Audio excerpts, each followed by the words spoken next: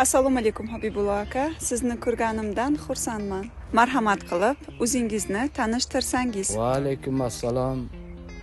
Men asl denovlik, yozuvchi, shoir va bastakor Habibullo G'afurman. Hozirgi Denov haqida fikringiz? Hozirgi Denov to'g'risida gapiradigan bo'lsak, bundan 10 yil oldingi Denovdan juda katta farqi bor. Hech xayolga kelmagan narsalar bunyod bo'lyapti-da. Denovda juda ko'p qavatli uylar, bog'lar, aholi uchun madaniy hordiq chiqarish uchun eka-bog', Afrosiyob bog'larini tubdan o'zgarishi bu xalq uchun juda katta e'tiborligidan darak. Misol tariqasida o'zingiz uchun qayerda joylashgan xonadonlar ma'qul? Avvalambor Denovda qurilayotgan barcha inshootlar bir-biridan go'zal. Ayniqsa Denov eka bog'i ro'parasida joylashgan City Parkdagi qurilayotgan xonadonlar menga juda ma'qul. Negaki City Park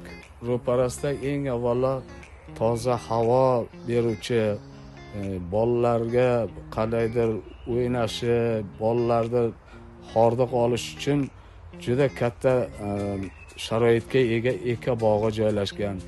Ortqa tarafida ham Afrosiyob milliy bog'i joylashgan. Bu yerda ayniqsa maktab o'quvchilari uchun maktab yaqin, yosh bolalar uchun bog'chalar yaqin joylashgan. Ma'muriy binolar, banklar va shunga o'xshash barcha sharoitlar juda qulay.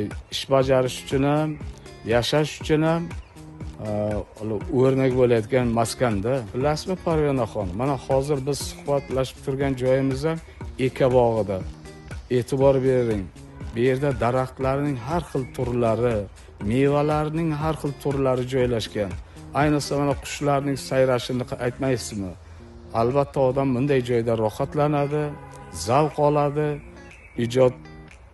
ijodlariga ijod qo'shilishi tayin. Menga qolsa, men mana shu Ekobog' ro'parasidagi City Parkdan olgan bo'lardim. Habibullo aka, sizga tavsiya va suhbat uchun kattaxon rahmat. Sizning yozgan kitoblaringizga qiziqib qoldim. Albatta o'qib chiqaman. Taklif va suhbat uchun sizga ham katta rahmat.